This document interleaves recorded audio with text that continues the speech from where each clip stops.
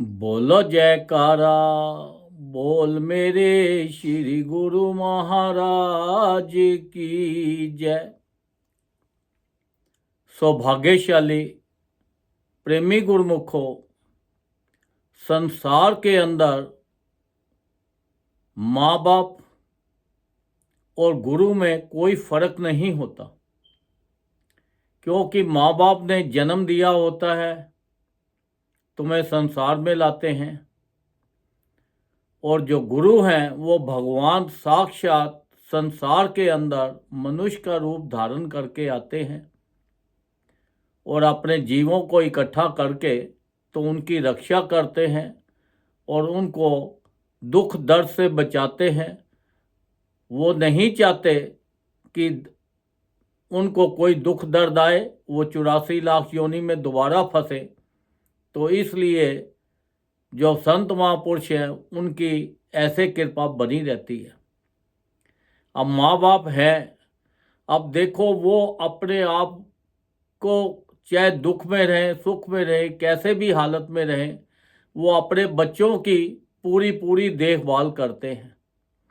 उनको हर तरह से पढ़ाते हैं, लिखाते हैं, खूब बड़ा बनाते हैं, अच्छी आदतें सिखाते हैं, अच्छी उनको चीज़ें सिखाते हैं, अपना एक्सपीरियंस देते हैं।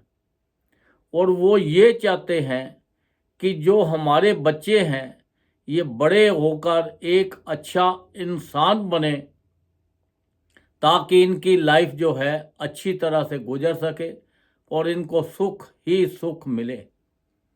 देखो माँ बाप तो, हर माँ बाप यही चाहता है कि मेरा बच्चा जो है हर तरह से उसको सुख ही सुख मिले, चाहे वो खुद आप परेशान हो जाए, उसको अपनी परेशानी की चिंता नहीं होती। उसको तो ये चिंता होती है कि मेरा जो बच्चे हैं ये बड़े होके कैसे सुखी रहे, कैसे खुश रहे। पर जब बच्चे बड़े हो जाते हैं तो फिर माँ बाप उनको समझाते हैं, देख बेटा ये रास्ता ही गलत है, ये रास्ते पे नहीं जाना, ये काम नहीं करना। तो बच्चे आगे क्या बोलते हैं, वो कहते हैं अब हम बड़े हो गए हैं, अब हमें हर चीज़ का पता है, आप ज़्यादा मत बोला करो, ज़्यादा टोका टाकी मत किया करो हमें। आपको पता है कि अब आप पुराने ज़माने के हो, उस टाइम पुरानी टेक्नोलॉजी थी, उस टाइम समझाना पड़ता था। आजकल नई टेक्नोलॉजी आ गई है, तो हम आपसे ज़्यादा जानते हैं, आपसे कम नहीं जानते।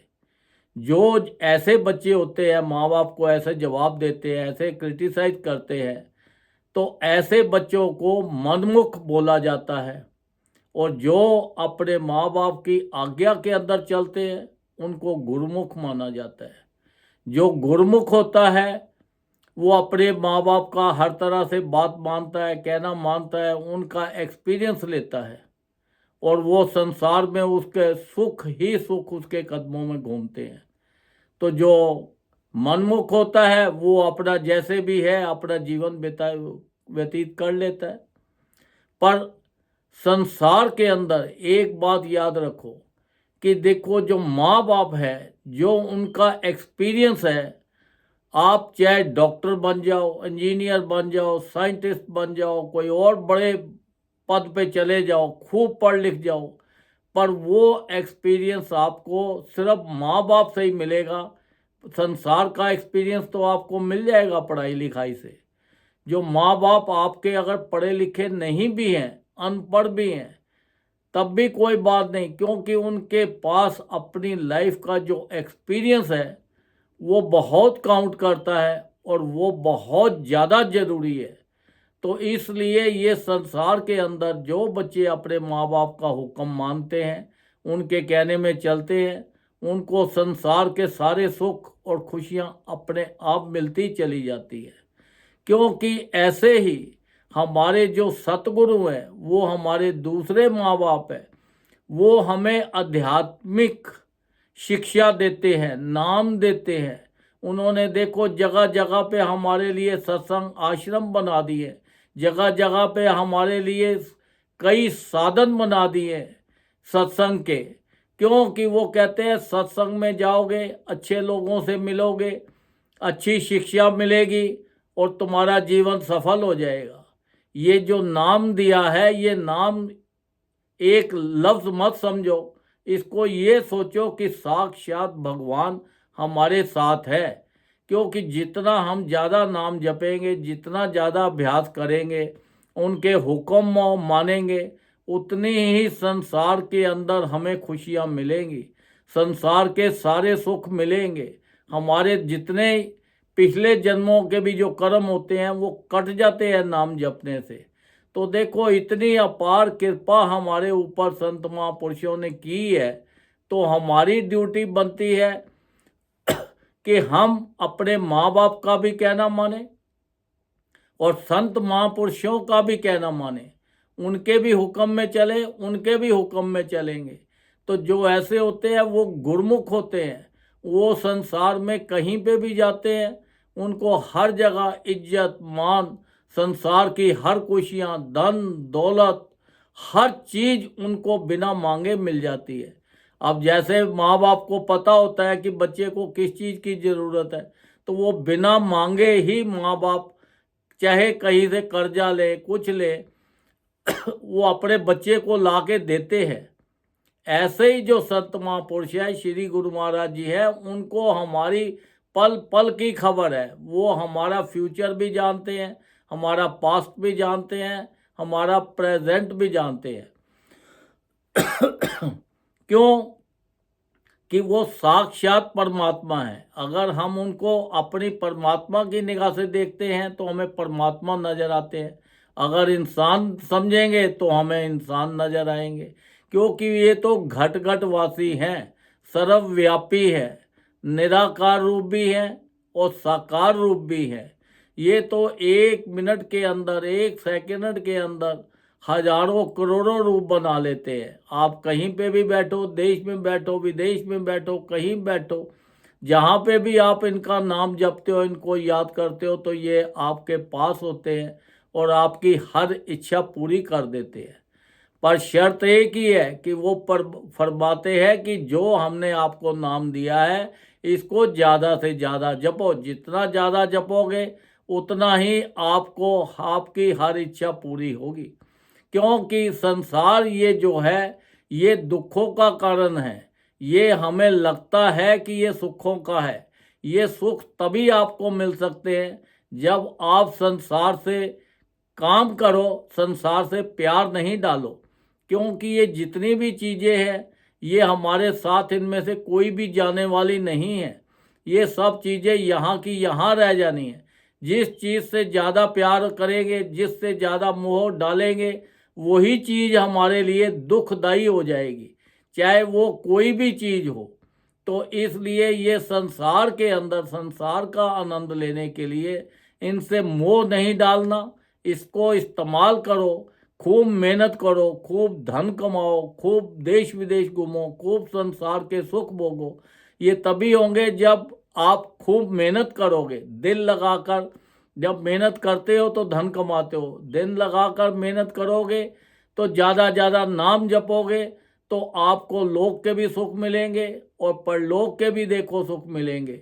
अब संत महापुरुषों ने तो हमारे ऊपर इतनी अपार कृपा करके हमारे लिए 5 नियम बना दिए हैं, श्री आरती, पूजा, सत्संग, सेवा, सिमरन और ध्यान। जो श्रद्धा सहित करे, निश्चय हो कल्याण। जो ये 5 नियमों का जिस परिवार के अंदर पालन होता है, उस परिवार के अंदर खुशियाँ ही खुशियाँ रहती हैं। वहाँ दुख तकलीफ परेशानी कोई चीज़ नहीं रहती। अगर हमारे पिछले जन्मों के भी कोई ऐसे हमारे बुरे कर्म है तो वो भी हमारे कट जाते हैं। वो कोई सपने में कट जाते हैं, कोई थोड़े से हमें आकर फीलिंग होता है और सारे दूर हो जाते हैं। तो देखो, संसार के अंदर माँ बाप का कितना महत्व है और गुरु का कितना महत्व है।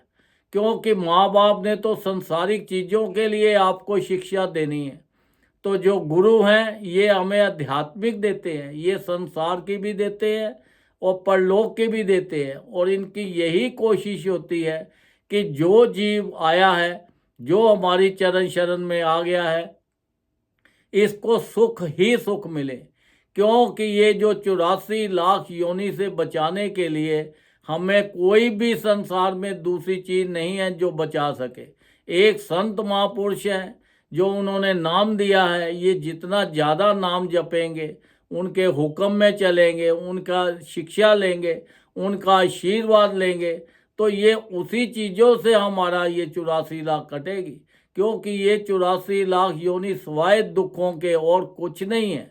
तो इसलिए इससे बचने के लिए हमें ज़्यादा से ज़्यादा भजन करना है, नाम जपना है, क्योंकि हम तो देखो कितने कीमती श्वास हैं हमारे, ये श्वासों को हम संसारिक चीज़ों में व्यस्त कर रहे हैं। एक एक श्वास की कीमत लाखों करोड़ों रुपए भी डाल दें, तीनों लोगों की कीमत भी डाल दें तो तब भी कम पड़ती है। तो इतने कीमती श्वास हम अपने व्यस्त जो कर रहे हैं, तो इससे ज़्यादा से ज़्यादा भजन करें।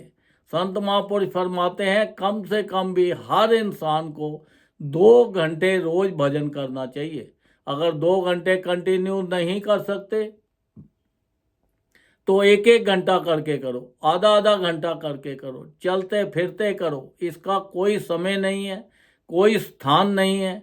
आप कहीं पे भी आप इसको लेट के, बैठ के, चलते फिरते, ट्रैवल में हर वक्त आप अपने श्वासों के साथ ये भजन करते रहना है, क्योंकि ये भजन ही हमारे साथ जाएगा, यही हमें दुखों से छुटकारा देगा।